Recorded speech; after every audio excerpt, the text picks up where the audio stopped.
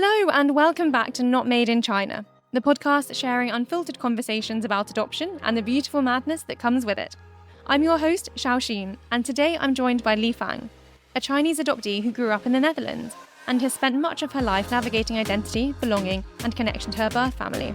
In this episode, Lifang shares her experiences of growing up as a Chinese adoptee in predominantly white environments, the impact of racism and representation on her sense of self, and how therapy and self-reflection have shaped her healing journey. We also talk in depth about her search for her birth family, the emotional complexity of reunion, and the realities that can come with that process. Lifang also speaks about her work with Adoptopedia, supporting Chinese adoptees as they prepare for potential birth family searches, and the importance of emotional readiness, community, and self-advocacy throughout that journey. We have a lot to chat about, so let's jump into it, and I hope you enjoy eavesdropping on our conversation. Lifang, thank you so much for joining me on Not Made in China. It's an absolute joy to have you. Thank you so much for having me. So, of course, you were adopted from China to the Netherlands, and you're actually the first Chinese adoptee I've met from there. So it's really lovely to meet you, and it's a very exciting thing for me. Amazing. You were adopted to the UK, right? Yes, yeah. I was. Actually, I love the UK, so I'm very honored to talk with you as well because, I don't know, I just love the accents, the country, and at the current moment, there's a lot of things happening over there. However, questionable. I still have a lot of love for the UK. Oh, that's so lovely to hear. Thank you. And how was it growing up in the Netherlands as a Chinese adoptee? Oof. What a question. It was, I think I always want to sugarcoat it. It wasn't that bad, or everyone has their problems. But if I'm really honest, it was horrible. And it was horrible because I grew up in a little village with a lot of white people, and it was just very confrontational, a lot of confrontation every day, on school, when I went home, when I did something for myself, like playing tennis, or when I'm having fun with my friends. There was always this immediate urge of the people to make fun of my face, make fun of my hair. A lot of doing this to me. Oh no. Yeah, and we actually have a song in the Netherlands. It's called Hanky Panky Shanghai. And it's this awful song that's supposed to be very funny, supposed to be very Chinese. And it's sung for Chinese people in classes, or even not Chinese people, but especially during my birthdays. They were singing it and squinting their eyes and stuff. And I always felt so alone and so completely out of place, and always the outsider, always the weirdo, always the person that will never ever belong. And I hated myself for that. I hated being Asian. I hated other Asians. I was I had a huge disgust. I'm so sorry to hear that, and it sounds like it was so challenging for you to navigate. And as you were growing up, was there much Asian representation around you, or did you find yourself being the only Asian in a kind of sea of white people? Yes, I saw it on the street. I saw it on TV. I saw it in my books. I saw it everywhere. It was a rare phenomenon, being Asian, being a person of color. Mm-hmm.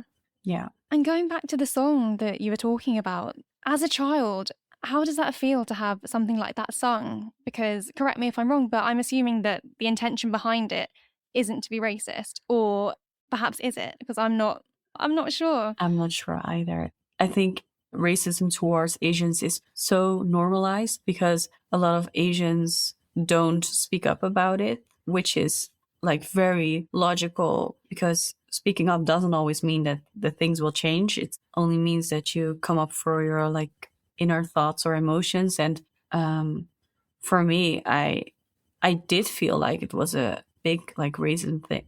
The squinting eyes made it even more racist. And saying to me, if I even did it with them, you don't have to do that. Then I felt okay, I have no clue what's happening here, and I'm very young. You're 3 years old, 4 years old. God. Yeah, and then people were chanting and singing, and I was sitting there so awkwardly and I feel so like an alien. Yeah, it must really make you feel like a fish out of water almost. And when it happens when you're so young, as you said, how do you even start to process what's going on? Because there are so many layers to what's happening. So I'm in therapy. I have been in therapy for a lot of years. I really love therapy. I'm a big fan of self-education, self-reflecting, and developing. And what I did, I think one of my biggest helpers for a long time has been my protectors. And one of my protectors is, okay, if I'm seen like a different person, I must change myself so much into them that I'm the same and that I won't be bullied anymore and that they won't sing any songs about me. So one thing that I did was opening my eyes wider so that I wouldn't have to squint. Really? Yes, for a long time. And I actually thought that it helped. I was like, yeah, I have bigger eyes because of that, because I opened my eyes wider. Then, yeah. Wow. And did you ever speak to your parents about doing things like that? I'm not sure if I did it about the eyes, but I did tell them, of course, that I was bullied. And I think it's just very hard to understand when specifically when you're white, but also for like parents, because on the one hand, you don't want your child to be hurt. So you're gonna maybe say some protective things like, oh, you should let it slide, or they don't mean it that bad, or you're better than that, or whatever. But I think it goes beyond the point of me feeling emotional about it and me feeling a lot of things about it and neglecting my culture, neglecting my outside features because I'm so afraid and so scared and insecure about them. And I do remember my dad saying like, oh yeah, I recognize discrimination in a way because I was bullied when I was younger because I was I'm not even sure if he said he was tall or small, but he said something about his height. But I was like, yeah, but in my head that's not the same because your height difference will change and my outside will never change because that's who I am. Exactly. It's racism and being picked on for a physical attribute are polar opposite things. Or not even opposite, you can never just not change. related. Exactly. And then also with race comes culture and roots and identity. And to have that mocked is so disgusting. Yeah. And I'm so sorry that you went through that. It's completely unacceptable. Yeah, it was horrible. And I think some children were raised as racist, and some children just used it for their own insecurities. And some children just used it because I was too like, how you say, like not spontaneous, but like I was very present and I wanted a lot of attention. And I think that it's something that I created because not created, but that was created in me because of like the orphanage time and because of all the trauma that went beforehand, which I didn't know until very recently, but I can figure it out now. So getting attention was like a lot of like a big issue for me, like getting recognized, getting seen, getting loved and stuff. And I think they sometimes use my outside to cover that up because you can't say like, oh, you stupid attention seeker. You know, like it goes way easier when you go like, oh, you stupid chink or whatever. It just blows my mind that children have the capability to be racist at such a young age. And I just think, what the hell are the parents doing? What are they doing to allow that? But then I understand that perhaps there is a gap in their knowledge and that's where it comes from. But maybe it's one of those things you can explain it, but you can just never excuse it ever. No, I think it's a very aware gap, as in everyone can educate themselves. There's a lot of things to search on the internet, but still a lot of people choose to not to. Do you feel a lot of people feel it's not relevant to them because it doesn't necessarily directly impact their family? So then they think, oh, it's not relevant, so I'm not going to educate myself. When actually, we're part of a wider society and we do need to educate ourselves. Yes, I think it's the big part of like, it's not about me, it's about you. And then therefore nothing wanting to invest. It's about being very comfortable in the privilege, which is like, I can't lie. If I was white, I might have that privilege as well. Like, yeah, no, nothing is wrong. So I'm just living my life and having a great time and enjoying all the things in life without ever having to giving an answer about it or like explain myself or something. No, that's so understandable. Yep. And as you've got older, how has your relationship with your Chinese identity changed? Well, I don't think it changed until like 16 years old. So I was like very against Asians, also even adoptees even. So I was very avoidant of Asians and adoptees. I think one time I met a Chinese guy and he introduced me more like he was very not rude, but he was like very direct to me. Like, you don't like being Asian? Why are you so weird? You have like the most broad history and culture ever. How can you not like that? And I think something in me clicked right then, because then I felt a little more comfortable with my skin. I felt a little bit more that I had an opening, but still I wasn't like seeking everything out. Like I didn't want to hang out with a lot of other Asians. I didn't hang out with other adoptees, and I still dyed my hair blonde because I really wanted to belong. And I think I even dressed myself very Western at a point of time to just as much. I even noticed that when I talk to white people, I sometimes I do it on purpose, and sometimes I do it very like unconsciously. I talk better. I talk with a Dutch, like a very, we call it ABN, like an accent, like a perfectly Dutch. So they won't ever assume that I'm different, that I'm Asian. And I still do that, I reckon. But I had it so many times that people started in English and that people said, "Oh, but your Dutch is so good. How did you learn it so well?" And I'm like, because I had parents Literally. spoke Dutch. That's why. Oh, God. The ignorance of people to assume and immediately put you in that box of, oh, you're other, or, oh, you're not one of us. Yes. It's so harmful. And I'm not saying those people came from a bad place. I'm not saying they're fundamentally bad people, but it is a racist thing to do. And I think, the more we talk about these things, the better, because things like that just shouldn't happen. And we shouldn't be making people, children as well, feel like they don't belong in their home country. It's just insane to me. Yeah. And after you were 16 and kind of maybe in your early 20s, have you found that your relationship with the Asian side of yourself has improved, or not even improved, but do you feel like you understand that side of yourself more and you can hold more pride in it as you've got older? No, I still had, I don't know, I think a bit of like, how do you say this? I had like a disconnection with looking in the mirror, looking inside, how people viewed me and how I viewed me. And it didn't give me like an identity crisis per se, but it wasn't also very stable or durable for a longer period of time. And I think once that I, spoiler, found my Chinese family back, I think for me, it clicked. It clicked for me that when I looked at my mother, I looked exactly the same as her. And I was like, whoa, I never want to be ashamed ever for any of my features because I love your face. How could I ever not love my face then? I mean, that's so wonderful to hear. And I mean, the perfect segue. So thank you for that. But speaking of finding your birth mother, what motivated you to start the search?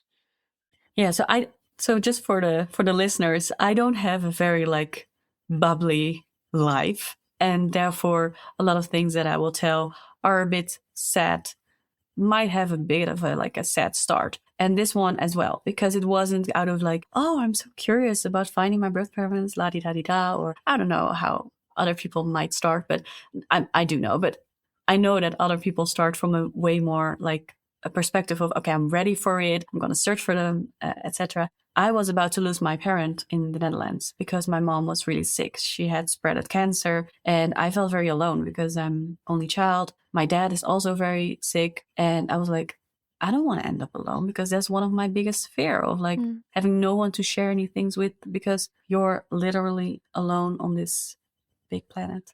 But I figured there must be a family somewhere else in China, probably, and they might want to look for me too. So that's why I thought, okay, if they are searching for me too, then we can probably find each other if I'm putting my advertisement on. Because you think it might be hard to look in China, but it's even more harder for the Chinese people to look outside because they don't know where their children are. They don't know if they're in Finland or in Spain or in UK. True. Yeah. So it's even harder for them. It's hard for us too, but it's even harder for them. And I found my birth family back like in 3 weeks. It was insane. Wow. Yeah, because that's incredible. I know they were looking for me for 25 years. 25 years? Yes, so they were looking for me since almost the day that I was born because I was taken from the family. I wasn't given up for adoption or anything. Wow. And I feel like a lot of people might not realize that birth parents are looking for their children. Because until we'd spoken, to be honest, that wasn't something that had even crossed my mind. Yeah, I understand fully, because I actually, if you have like a little history background, until 2015, it was even still illegal to look for your child, because then you would admit that you had given away a child during the one-child policy. But because the one-child policy went away in 2015, there's a lot more, like, I think, how you say, like, the dam broke? It was like... Oh, yeah, like dam burst. Yes, there was like a big interest of Chinese families going like, okay, now I'm finally free to go look for my child openly, and I'm going to do it. And then even because the adoption stopped in 2019 around there, that even caused more like interest for a lot of people, because that means, well, I'm not going to bore you with the details, but the 2019 stop of adoption did create a wider opening for Chinese families to look for their child. That's so interesting. And when you approached searching for your birth family, where do you start? Because I can imagine it's just a minefield. And yeah, what does step one look like? Yeah, so you have like a lot of ways to look for birth parents, for Chinese families, for Chinese parents. We say we counted around 30 ways, but there might be more, and there might be sometimes less in case of like things falling out.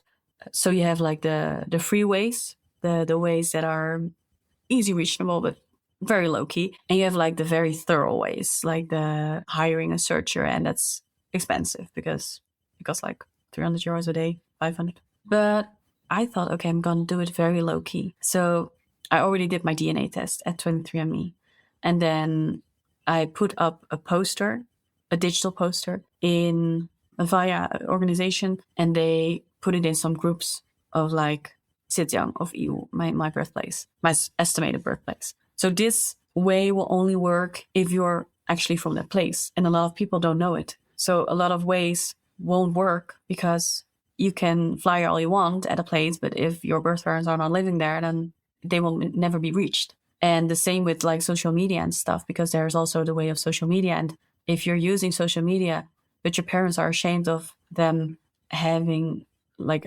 abandoning you or losing you in the time, you won't find them either because they're afraid of losing face. And then you openly searching makes it even more difficult for them. However, if their parents that are eagerly looking for you, then they will grab any chance they get. Like if they see on social media, they will go like, yes, she finally reached out. So searching is such a difficult thing because you can never know which one is productive for your background because you don't know your background. And even if the files are very like beautifully said, like, oh, you were left with a blanket and a bowl of milk, could be very fake.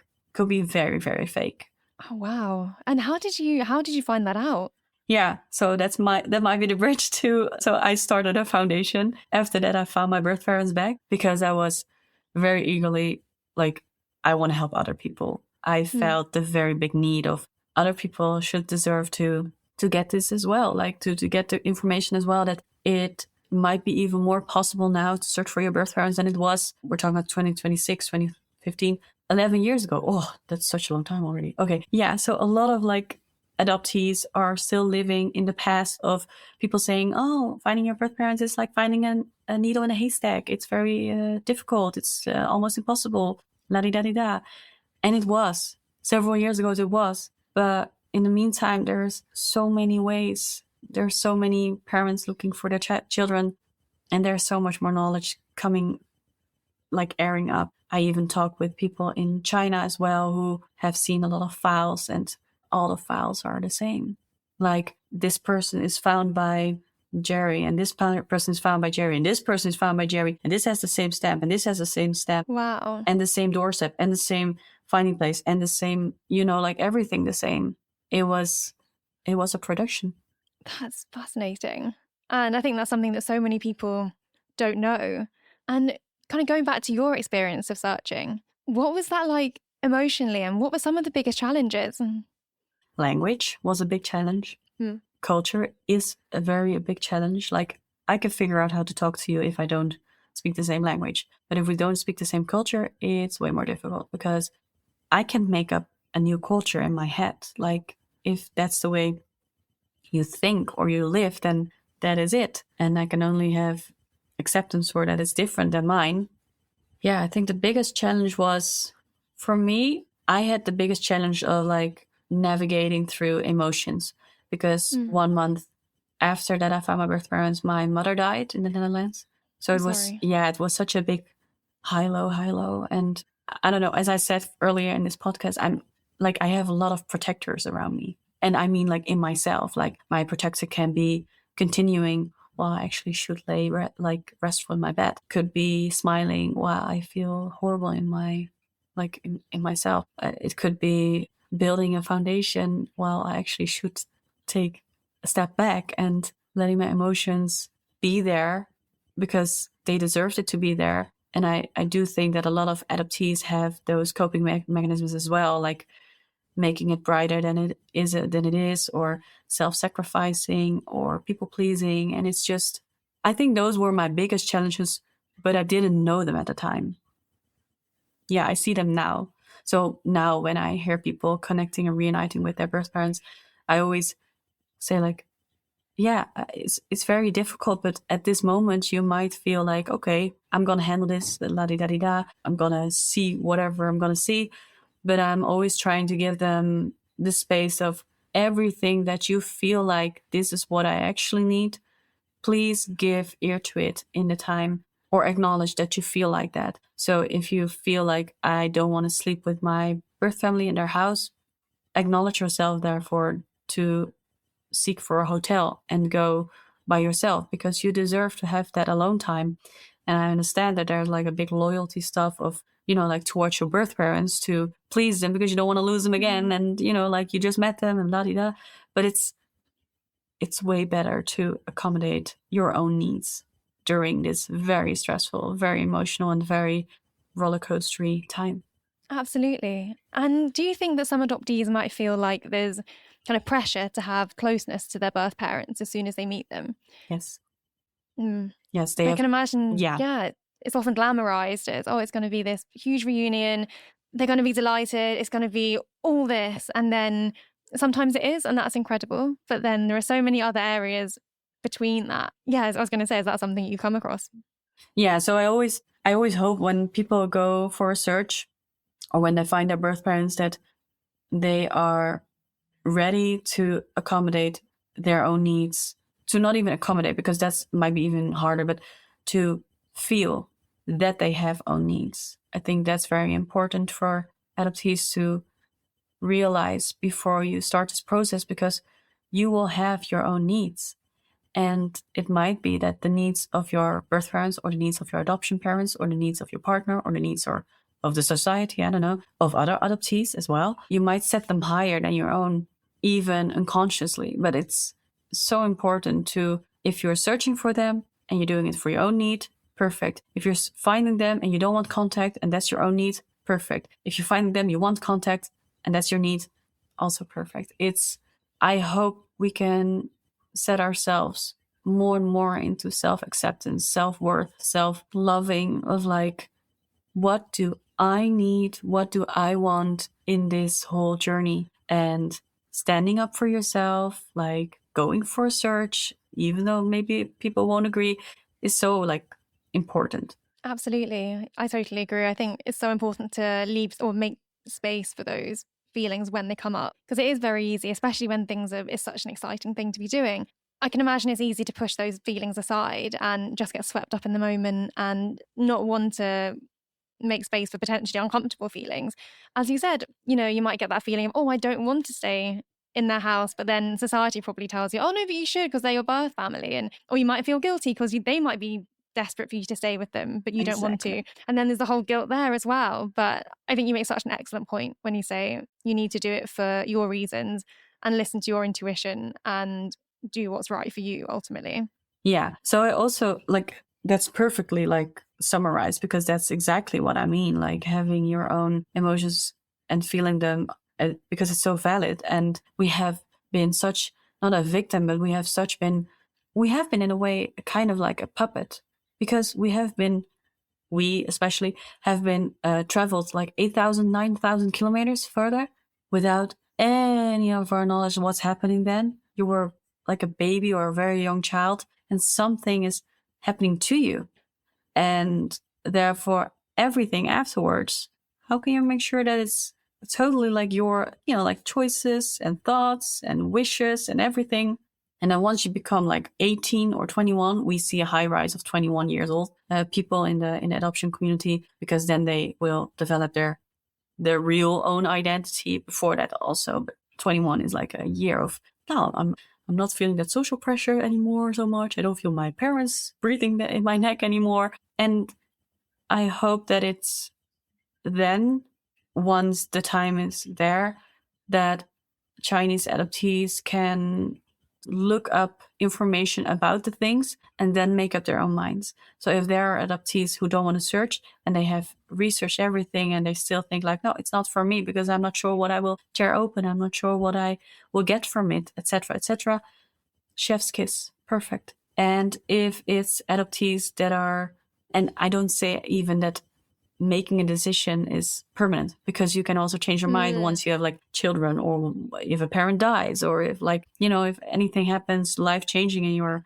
day-to-day, then it could be an opener for something else. But as I said, I just feel very sad if I hear adoptees talk about not wanting to search if they also don't have the information about it. Then I feel sad about it. So I never want to push adoptees to search, but I do feel like, because there was such a lack of information for a long time and still is, I feel like a lot of adoptees make decisions on ancient history. That's an interesting point. And on your personal search, in hindsight, is there any particular information that you feel would have been really beneficial to have had before going into it?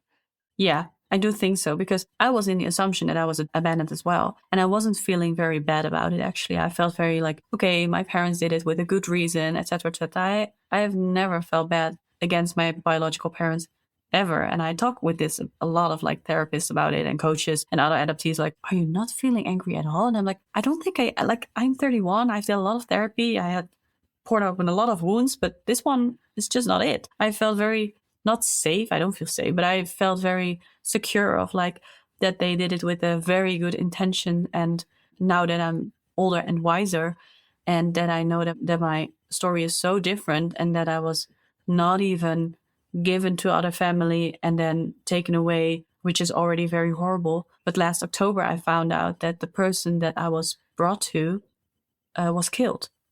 Oh. Yeah, to take me away and earn money of me, because I was a baby and they could earn money from me. Yeah. Oh, wow.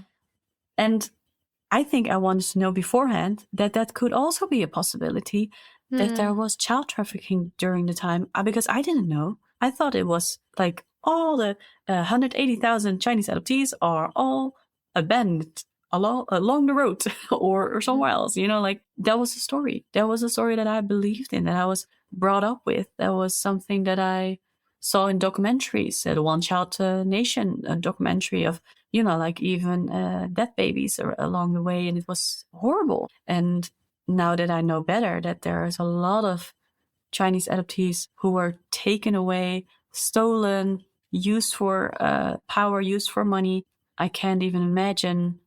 But I really want to spread that word out, because I would have been very informed if I'd known it before.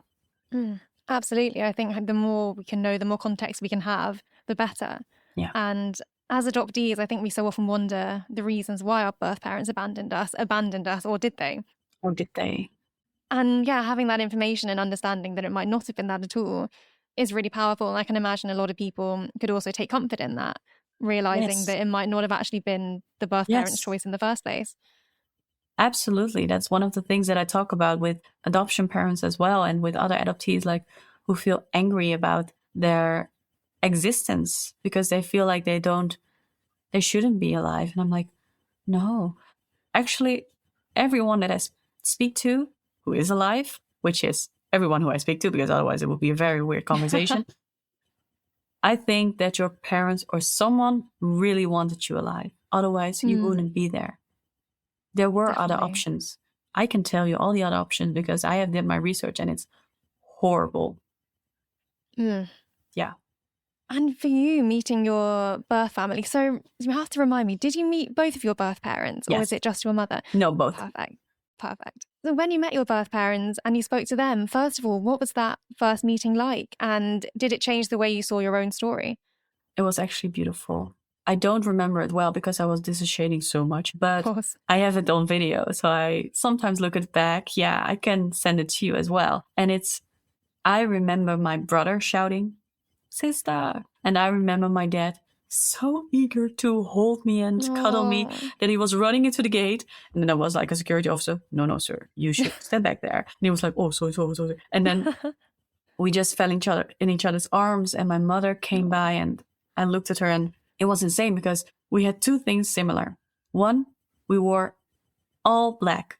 Like it was kind of like a grieving period of time. And we had the exact same, I don't know how to call it in English, but like parting. The roots of coloring hair, the same. Like we had blonde hair and black hair, and it was exactly the same. Wow. How insane is that? Because you can't time that. Yeah, what are the odds? That's so specific. So specific. And of course, our faces are freaking similarly like twins.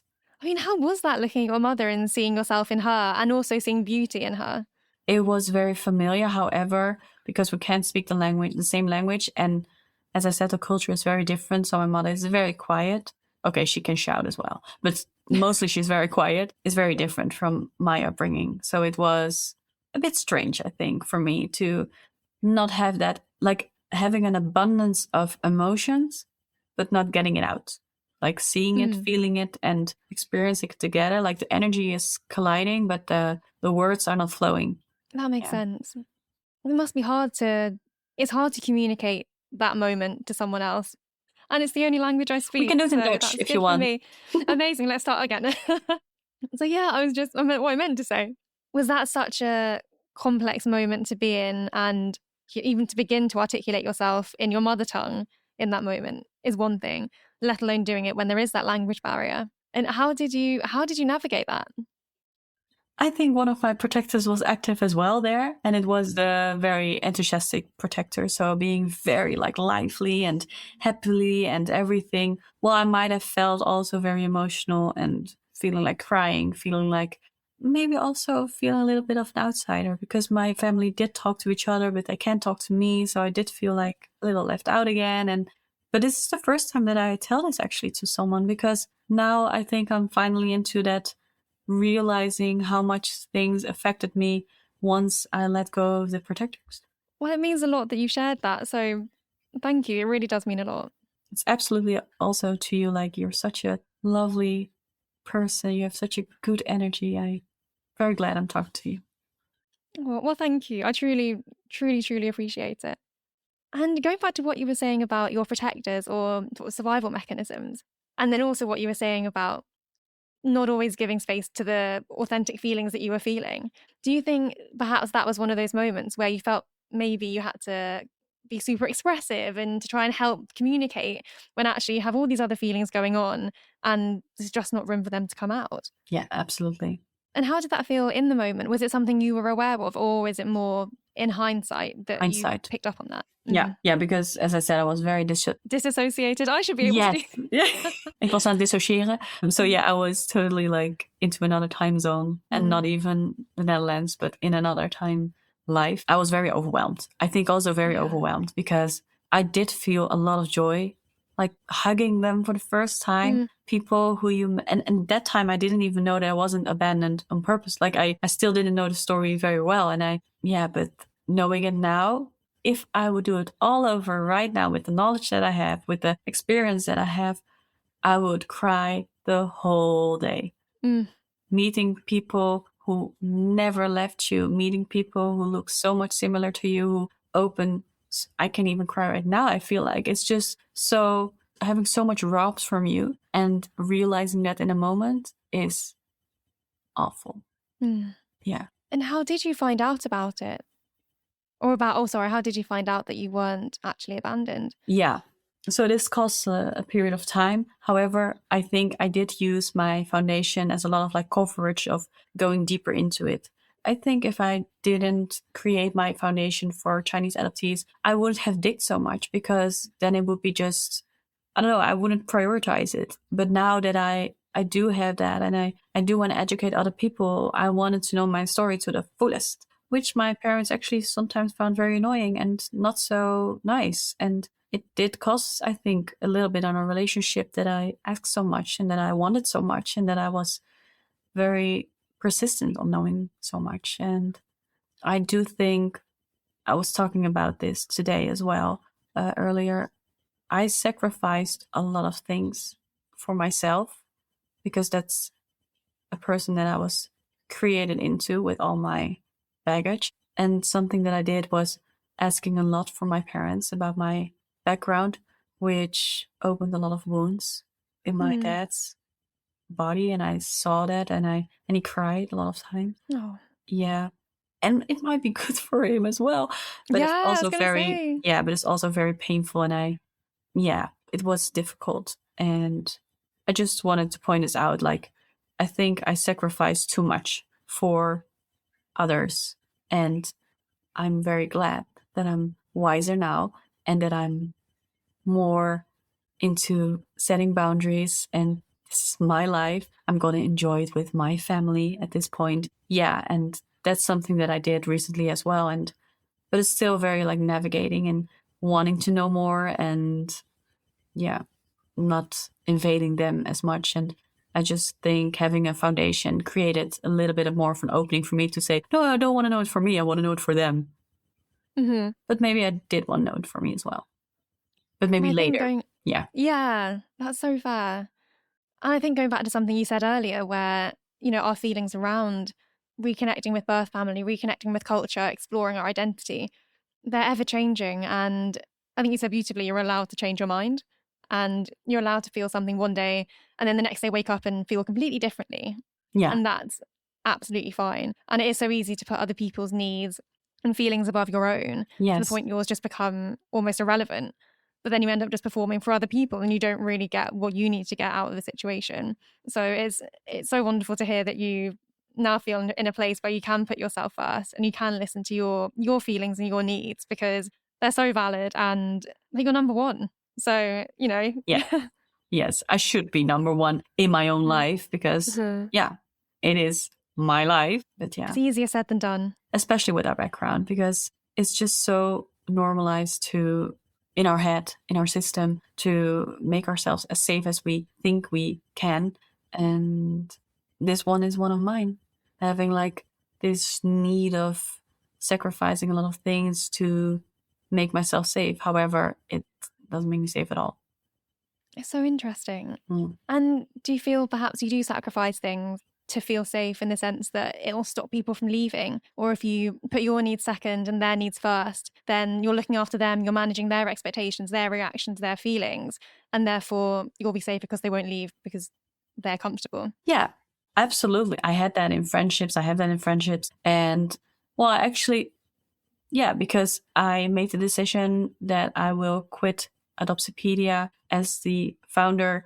Not the founder, because I can't quit as founder, but I am quitting as CEO on the 1st of March. And I actually decided that on multiple things. One of the things is that I'm very ill, which is awful, and well, it just happened to me very recently. And one of the things is also that, as I said before, the sacrifice thing, what a lot of people don't know is, for example, that in 2023, I had a decision to make, or I'm going to go to my brother's wedding, or I'm going to go on a roots search for other adoptees to help them. And I did think about it, and I made the decision to go with the roots search. And therefore, I didn't go to my only brother's wedding. And I felt afterwards a lot of ways about it. But I also feel very glad that I went, because we found a twin sister for someone back. It was an insane trip. I wouldn't have want to miss it for the world now that I went, but it's still a sacrifice from my side. And I wasn't very vocal about it, because I don't want to feel like people feeling that they like asked it for me, because they didn't. Nobody asked it for me. I did it for them. However, in the last years, since 2023, I think as well, the community has been changed, and I don't feel that reciprocation anymore of like, all the things that I sacrificed for everyone coming back to me in, like replies on things that I ask for. Or for example, if I do out a poll, first everyone was like, oh, I'm going to fill it in. And, like, I'm trying to help you guys. I'm not trying to help me. Like, it costs me energy and time. I'm trying to make your life more comfortable. And then I was like, in 2025, in the end, I was like, no, I should choose myself more, because it's not equally anymore. And I don't want to sacrifice any things for myself anymore, because, it was a lesson for me as well. Like carving my boundaries versus, so carving my boundaries for what I'm giving and being real for what I can expect back, and wanting that, and wanting a more closer inner circle who can accompany me with the needs that I have, especially now that I'm very ill. It's a little bit forced, but it's okay that it's forced. Absolutely. And I think going into it with the mindset that you do have is such a powerful place to start. And just knowing that you're doing the things you're doing for the right reasons, knowing you have the people around you who are truly going to support you, that in itself is so incredible. And I'm so happy for you that you have that now. Thank you. And I know you touched on your foundation, but I'd love to know a little bit about, well, if you could give us an overview of what it's about and why you started it in the first place. Yeah, so in 2019, when I found my birth parents back, in the fall, I went to China. And then when I came back, I was like, whoa, this has changed my life. I want to change other lives too. And then I Googled and I didn't find anything for Chinese adoptees in the Netherlands. And I was like, how can that be? Because there's 8,500 of us. How can there be nothing for us? Like not even a starting page of door clicks of, like, here's something about culture. Here's something about language. I take one sip. Yeah, go for it. And then I talked with a few persons. I was like, what if we set something up? And then they were like, yeah, sure, let's do it. And then COVID also came. So there was a lot of racism then. And they said, oh, should we focus on racism? I said, no, let's focus it broader. Like racism, anti-racism, of course. Whoa, anti-racism, identity things, mental health, roots questions, and things about China. So culture and history. And we just started. I think that's the whole thing. We just started. We didn't go like, oh, we're going to think about it for a year. No, we're going to just do it. And we started with an Instagram. And then we went like, a lot of people were interested because we shared a lot of experience stories. And people were like, I'm not experiencing this alone. Like a lot of other people are having this too as well. We were like, yeah, you're not alone. No, this is very common. I can even almost talk with you when you're talking like, I grew up in a very white village and blah, blah, blah. And I had a lot of racism. I can physically like emerge in that story because I recognize it so much. And then we started with the website. We made it official with the foundation, signing it in. And we exist for 5.5 years now. We did a lot of things like every year we have Lunar New Year.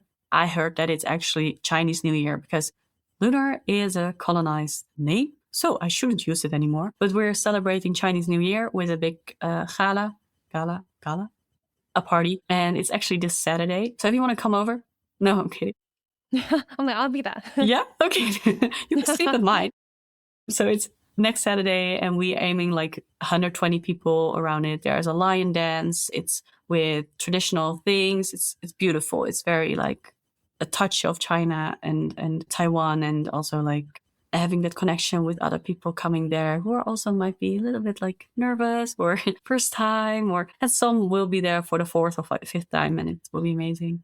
And then we have like anti-racism workshops, how to do things. Oh yeah. So we have like, and we also did 2 root symposia with 200 people actually, or 250 people. It's like seeing all the ways of how you can search and the pros, the cons. And we also have like a space of talking with individuals or organizations, how to start your search or how does DNA work. And on the mental health, we had like a subsection, and it was about like buddy to having a more experienced person who can help you navigate through things, if it's racism or roots, or if it's identity, or if it's things about, oh, I'm going to go for my first time to China. How am I going to, like what should I do or what shouldn't I do? And we had amazing weekends where I provided my extra family home, a holiday home, to accommodate 8 adoptees with 2 of my volunteers of Adoptopedia and myself as a coach for the support for the 2 people of Adoptopedia. And then we could do a whole weekend of deep dive and emotions and really being free of all the loyalties that exist in life, like parents, family, friends, society. You're just cut off everything, and together with 11 Chinese adoptees or Taiwanese adoptees in one house. How incredible. I feel like Adoptopedia must have given people such an incredible chance to see themselves in the world around them. And especially when you talked about the buddy system and being paired up with somebody who might have more experience. I think so many of us can grow up and not necessarily see lots of adult or slightly older Chinese adoptees. So for you to be able to give younger people role models with similar features to them, I think that's such an important thing. And I'm sure that's hugely benefited those people who went through that process. Yes, it was. And working with so many adoptees in so many aspects of navigating identity and family and adoption, has that changed the way you see your own story at all? Or has that changed the way you see adoption? Yeah, so important thing that I haven't mentioned at all now that I think about it in this podcast. So there was one turning point for me that I completely loved other adoptees and other Asians. And that was 2019. Yeah. So from that point on, I was 180 degrees turned. I am completely in I smile towards other Asians now on the streets everywhere. Aww. Like, yeah, if people go like, "Oh, are you together?" I'm like, "No, but I wish." I'm very happy and thankful to be part of indeed such a rich, not even rich, but also rich, but like a rich culture and history and background. And yeah, I think if I look back at it, Adoptopedia gave me so much of. In the beginning, I think I didn't want to admit it. Also, again, a protector of mine, because people ask me, "Oh, did you start Adoptopedia because you missed it so much when you were younger?" And I was like, no, I started it because I did it for other people. Leave me alone. And now that I think about it, no, I definitely, in a way, did probably need exactly what I gave now to others, because sometimes when I think about it, that I missed it, I do feel sad about it. And I do feel very happy about it for others, but I feel sad for me about it, that I felt so alone in my room. I did have also, and sorry to drop this bomb, but I did have suicidal thoughts as well when I was younger towards my existence of should I even exist? Why am I existing? Am I worthless? Etc. etc. I felt so insecure about it, and I don't think that goes away fully, because it's also maybe something in my, brain. But I do feel way more acceptance of my own, and I love my black hair. I love my features. I was so insecure about my nose, but I love my nose now. And I had not a big insecurity about my round face, but I get a lot of comments on my round face. But now that I see my mom, she has a very round face as well, and I love her face. So I'm gladly moon face. I'm so pleased to hear that you learned to love yourself, and also that you've done it on your own time frame without putting pressure on yourself to kind of force it, because I can imagine that would feel quite inauthentic. Yes. But I am so sorry that you did experience suicidal thoughts when you were younger, because no one deserves to go through that. But the strength that you've shown and the growth that you've gone through to get to where you are now is truly admirable. And not to sound patronizing, but you should be so proud. From an outsider looking in, it's just such an incredible journey to have gone on, and I have a huge amount of respect for you for that. Thank you. That's very sweet of you. Of course. But another thing that might be interesting to talk about, the misconceptions or maybe misunderstandings around seeking birth parents or starting that search, kind of from your own experience and then also working with other adoptees. Are there any kind of key misconceptions that stand out? Yes. So I would first say one of the misconceptions is that all the Chinese adoptees are abandoned. I think that's one of the biggest misconceptions of okay, so I'm abandoned, so I shouldn't look for my parents. One other misconception is, oh, I'm happy here right now, so I don't want to look for my birth parents. As if the feelings that you're feeling now have any correlation with the needs or the wanting or the the feelings towards looking for birth parents, because it has nothing to do with each other. And I also hear it from a lot of adoption parents of, no, my child is very happy and carefree now, so why would they look for their parents? And I'm like, huh? What is the correlation between that? Because of course I can understand that it can be life-changing for persons. Absolutely. That is absolutely true. But I see it more in a way of they're saying, no, they're satisfied now. Please don't touch that. And also sometimes, please don't touch me as an adoptive parent, because I was going to say. yeah, because it's like they will change from parents to adoptive parents. Once there's another pair in play, you're not the only parent anymore. It doesn't mean that you will be replaced. It doesn't mean that they will like the other more. It just means that there are two sets of parents now. And there always been. Because that's also a misconception that a lot of people think that adoption parents are the only parents, which is not true. The other one is just not visible at a certain point. But they are still the persons who have conceived you and might be eagerly looking for you. Yeah. It's really interesting when we talk about birth parents and how adoptive parents might feel about that. I was thinking two things. One of them is there's also a case of a lot of adoptees that are saying to their parents, no, I'm fine, I don't want to search. I was one of them. So I recognize this a lot, like being in a very, very like masked, in a very denial stage of like, no, why bother me? Because I'm good. I hear this a lot as well from adoptees. I don't want to search because I'm good. I don't want to search because I'm having it so nice here. I don't want to search because I'm having lovely parents here. And I think that's one thing of the indirect, undiscovered, underlying loyalty that's laying there for adoptive parents. Like, even if the adoptive parents don't say, oh, you won't hurt me if you're going to search, even if they say that, doesn't mean you feel that way, because you're still living on, as we said earlier, on like a system of, okay, I need to be safe. And we all know that once you find other parents, it does change something in the dynamics, and it does something maybe to yourself as well. Like, you don't know what you will open as an emotion waterfall. And I also want to touch on the thing that you said, like, if adoptive parents are very open about the biological parents, still there is that narrative a lot of times of like, yeah, we want to talk about your birth parents who abandoned you maybe for the best intentions. And that could be not the case. So still having that inclusion doesn't mean the truth. It only means that they found a way, which is very mature, of including the other parents who have literally given you life, and then the other ones have brought you up in life. But still the narrative is also very important to make it, and that can even change right now. Like, a lot of adoptive parents maybe think now, if they hear this, oh, I brought my children up with the thinking of like, hey, they were abandoned, but with love and blah, blah. But they can change it now. They can say, okay, maybe I brought you up with the thought of that you were abandoned, but now that we're older and that we know more information, I have to maybe make a rectification and say, we're not sure if you were abandoned. You might be trafficked. And therefore, whatever comes on your way, we want to be there for you. We want to be there on a distance. If you want us close, we can hold you close. If you want our arms around you, we can do that. Just be very accommodating to your child, or to your child in this case. It's the most important thing you can do as an adoptive parent, because you don't know. You don't know.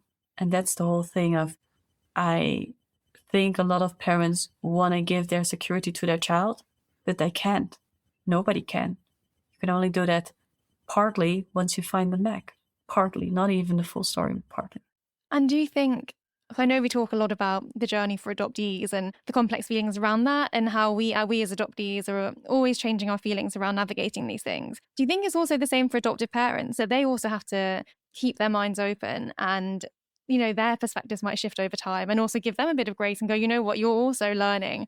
But the main thing is that you are putting your child's needs at the forefront, and that you are open to changing, and you are open to learning and perhaps shifting your perspective on things. Absolutely. You couldn't have put it like more beautiful than this, because that is exactly how every person can navigate through life. You can live and you can learn and you can listen. That's the only thing that you can do, that's not the only thing. Because what I want to add to it is that I heard adoptive parents going into therapy, and I think that's the most beautiful thing that you can do for your child, in case of like, if you get triggered, that's not about the other one, that's about you. And I just saw a TikTok that was stunning about it. It was actually an Asian girl, and she was sitting there very like stoicans, I'm not sure. Stoic. Oh, very stoic. Very stoic. Or stoically stoic? I'm not sure. She was sitting there like, I don't care if you had a traumatic childhood. I don't care if you were fat. I don't care if you were bullied. And then she continues with a lot of things. And then she says,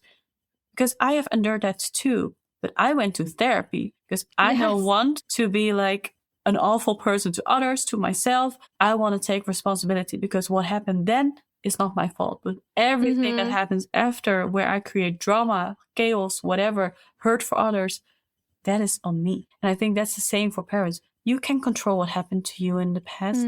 You can control what happened to your child, but you can control how you're like affected to it, how you get triggered, or how you can be with it. Absolutely. I think we all have to take responsibility for ourselves and our feelings. And as you said, there's only so much we can control, but what we can, it's important we do the right thing, not only by ourselves, but for other people. And I do have a lot of respect for so many adopted parents, because I'm not sure, as a human being, I don't know if I have the mental strength or maturity to adopt a child and then have them go and search for their birth parents. So I know adopted parents might not get it right every time, but I think the fact people show up and they try and they're open to changing, I think that's really commendable, because I'm not sure that's something I could do personally. I think you can, because you're an amazing person. Well, that's very sweet of you. Thank you. And kind of speaking about guidance for people who might be looking to start that search, is there any advice you'd give people who are thinking of searching for their birth parents in terms of how to prepare emotionally? Yeah, I think it is the same when you go to a hospital and you have a very big surgery. You need a support system. And it's the same with this, because even though you don't know what the outcome is, especially because you don't know what the outcome is, have your support system around you. If it's your partner or your family or your best friend or a therapist and a coach, just people who you mostly trust in with this very sensitive topic. I think that's great advice. And I think that transcends this in any part of life. If you're embarking on something that's this personal and this deep, having that support network is so, so crucial. Yeah, especially because you can occur like very heightened, amazing things, but you can also occur like very disappointing things. I can imagine there are a lot of unexpected twists along the way. It's never a straightforward upward trajectory. And in terms of other resources or tools, are there any kind of like books, websites, or anything that you'd recommend people looking into? Yeah, there are a lot of websites. And for the Netherlands, we have it in Dutch. So it's als je luistert, adoptepedia.nl. And for English persons, I would recommend, I think, ICSA. I'm not sure even if the site is ICSA. I will text it to you later. So perfect. Yeah, we can link everything exactly in the description. Yeah, it's an amazing site in English where it is a lot, because as I said before, there are like 30 plus ways of searching, and it's very different which will work for you. So sometimes you have to try all of them, and even that doesn't work out. And could be loads of reasons why it doesn't work out. And it could be that you find your first way and it works immediately in a week or shorter. Yeah, so the ICSA website is in English. It provides a lot of information on DNA, on several root searches, without any, level of quality. And I think that it's a big change of like we hope to make with Adoptopedia in the near future about quality, because there is a big quality difference in searching. I mean, that leads perfectly on to my next question, which is what changes would you like to see on how adoption searches or birth family searches are supported? So yeah, in one utopic world, in like a one beautiful, perfect world, I would have seen that there was one database, Chinese adoptees and Chinese parents. There is, however, I want to add to it completely beside control of Chinese government. That would be even more amazing. And we're not there. So for now, it's still like using the police database, because there's a lot of Chinese parents in there. The GetMatch, because that's free and is used by a lot of other adoptees, and also a few birth parents in it. And yeah, the rest, there's so many options. And as I said, some are a little bit harmful for the search, because it could lead to no result because of what I said before, the image, the guilt, the shame, and a parent's not wanting to come forward. Exactly. Sorry, I didn't mean to interrupt you. No, perfect. That's exactly what I mean. And some will lead to immediate response because they were searching all along. And we're trying to figure it out. We actually have now a project running. It's called Reroute. The results will come in, I think, in April, probably. And it's about whole like searching and trafficking this, in the time. And there will be a lot of revelations in that report, I can say. That'd be really interesting. And yeah, I'd love to read it once it's out. Yes, absolutely. We'll send it. Thank you. And you've worked with so many adoptees and their families. What does that work mean to you personally? For me, one of the things that I enjoy the most is when I go to activities or when I host activities and I see adoptees talking with each other. That gives me such a blessed feeling of like I can see friendships blossoming, and it's lovely to see. It's just everything that I want for the community to find their voice, use them, talk with each other, make it even more loud, their voice, and then, being more comfortable with themselves and with others. And when I see that sometimes it gives a little bit of a kink in the cable, it gives a little bit of a hiccup in the relationship with sometimes their white friends or their families and stuff. But if it's for the greater good, like it can heal over time, because when the adoptees can be fully themselves, and then get loved, that's way more precious than getting loved and having a mask on all the time. 100%. I couldn't agree with that more, really. And I know you're stepping down as CEO from your foundation, but what do you want your lasting legacy to be?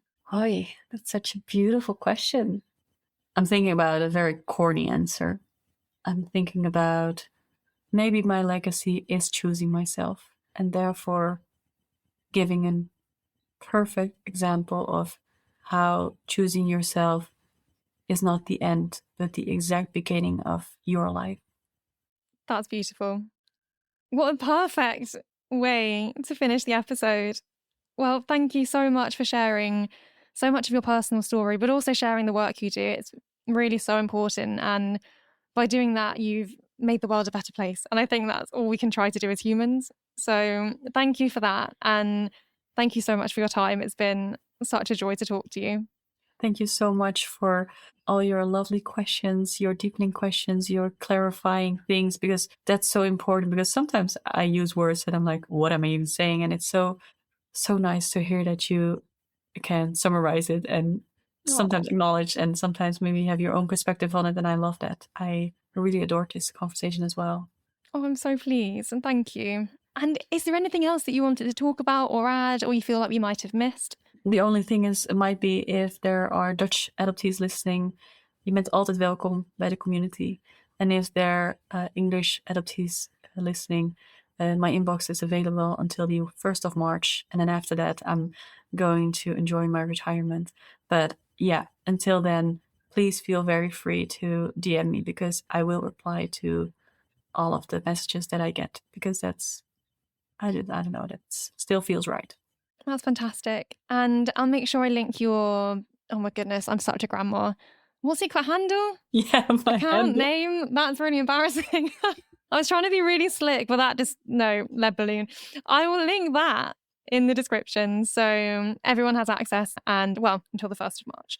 And yeah, make sure that all the resources we've spoken about are clearly listed out as well. But that's perfect. This conversation really made me think about just how non-linear the process of identity and reunion can be. There are moments of clarity, but also long periods of uncertainty, reflection, and emotional complexity, especially when navigating both personal history and cultural identity at the same time. We also spoke about how important community and support are in this space, particularly when it comes to preparing for birth family searches and managing expectations around what those experiences might bring. Lifang's work with Adoptopedia really highlights how much care and preparation can matter in those moments.